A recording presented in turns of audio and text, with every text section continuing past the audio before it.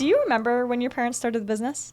I do remember when I was 11 years old, and my dad was off for a period of time. They started at this time of year, November, and he'd been off sort of the summer leading into that. So I remember that summer and him being around a lot, and then this idea that they were going to start. And I remember them tossing around names of the company. I remember them discussing what the logo was going to look like, which was vastly different then. It had teal green, which was out of style and is now probably back in style. We could just keep the same logo, but stuff like that. Yeah, for sure. I remember them leasing the first office space where we were for 20 years, all of that kind of thing, for sure. It's fond memories.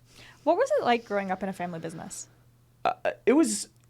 As a kid, it was sort of normal. You didn't think about it a lot. I think, looking back on it now is probably different. I mean, we'd maybe book a family vacation, and my dad was the only estimator. And so I remember one vacation we were supposed to go someplace, and the school board released their tender for schools for that upcoming summer. And my dad had to stay back because, if we didn't price those schools for that summer, like that was a big chunk of work that we just wouldn't have. And so there was those types of sacrifices, but my parents did an amazing job in not letting that piece of it impact the upbringing that my brother and I had. Younger brother or older brother? Younger brother. Does he work in the business as well? No, he's smart. He does something else. What does he do? He works in tech. He lives in Toronto. Oh, that is so funny. Yeah. And we'll reserve our comments about Toronto for a different podcast. We will. Yeah. So funny. Yeah. I wonder if I've ever run into your brother in the Toronto tech scene, because that's where I started. It's possible. Yeah. He and his wife works in media and is a model and things like that. So, yeah, you probably have run into them or her. Maybe once or twice. Once or twice, for sure. That is so funny. So you grew up, beautiful family business. Your parents are working together. They're entrepreneurs. When did you realize you were going to come into the business? Well, I was probably always sort of hanging around it. I worked summers in junior high and high school working on removal crews or working in schools moving furniture. In university in the summertime, I was in charge of the crews that we did a lot of school work in the summertime. So, I'd run a crew of 4 or 6 high school kids that had to move the furniture and move the flooring of the classrooms and sort of the grunt labor stuff. And then I actually had a conversation with my grandfather, who was sort of a mentor of mine, and he said, hey, because I was looking at doing other things, he said, you should really consider this business that your parents run. It's a great business and you can make a good livelihood out of it and all this kind of stuff. And that was sort of the thing that really spurred me to look at it more seriously, and that would have been as I was finishing university. What'd you go to university for? Entrepreneurship. A little bit on the nose. Well, you seem to have followed quite the steady path. Yeah, for the most part. Yeah. What do you think being in this industry for so long has taught you over other people who have not been in the industry for as long? I think it's important to keep perspective. And so in the heat of the moment, problems can seem like they're overwhelming and that they're the end of the world. And in some instances, problems are serious. Like we sign, strict contracts, and we agree to strict timelines, and we agree to do things in a very particular way as it relates to specifications and as it relates to schedule. And so when you are falling short of that, the implications and the fallout and it can be very severe. However, you've got to take a longer view, and it's hard to do in the moment, and understand that the sun's going to come up again tomorrow, that these problems will work themselves out. And even when you're in the hardest job imaginable, if you just keep showing up, if you just keep answering your phone, if you just keep solving one little problem after the next, that you'll get through it. And running and hiding is not going to work, or pretending like it'll go away on its own is not going to work. But you also can't sort of make it bigger than what it is. Try not to take it home at night.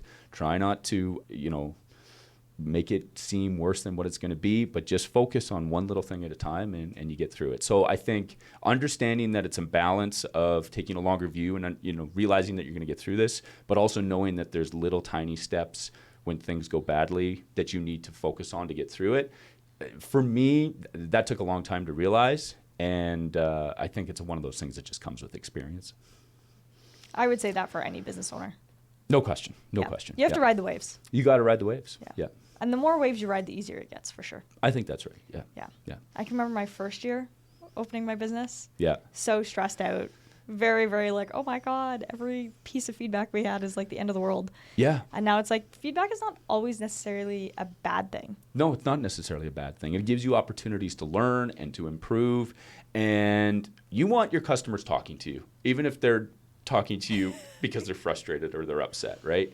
You don't want them not talking to you. It's like a personal relationship. If the communication shuts down, then you got a real problem. I'd rather get yelled at and try to figure out a way to fix the problem, than to have somebody sort of delete my number from the phone and never call me again.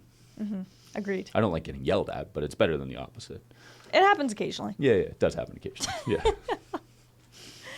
Yeah. Can you recall a defining moment in this business? Something that's changed you personally or made you grow into this business? I can tell you about the time that I sort of moved into the position of the leadership, and that was I remember vividly, it was Christmas time of 2013, and my dad was still involved in the business, and my mom was still involved in the business, and I was working in sales or project management and things like that. And all of a sudden, one day, my dad went and he was suffering from headaches and things like that. And he went and had a CAT scan or an MRI, and they sent him straight to the hospital. And he had a tumor. He had a brain tumor. Oh my God. Yeah. And so thankfully he had surgery and he recovered okay and he's doing fine. But it was sort of it was a line of demarcation. One day he was in the office, the next day he was gone, and that was it. And so it left this vacuum, really, for lack of a better term, in the business. It left it for my mom and me. It left it for our customers. It left it for our suppliers. It left it for everybody. And I think we had to navigate that as a family. We had to navigate that in terms of the relationship between my mother and me, and understanding who was going to sort of step in and what way to fill that vacuum, because it really wasn't possible or easy in the moment to do that. And it took some time to get our feet back under us in a variety of ways. And so that, for sure, is the defining moment of the business. It sort of pivots at that moment. And we had some tough years trying to figure that out, because we didn't know what to do. We didn't know where to go. We weren't real sure what defined us. And we thankfully have come through that, but it took some time. Did you feel ready to step in when your dad had to step out? I think I thought I was ready. I think that, but for me at least, as a second generation, I wanted to make change.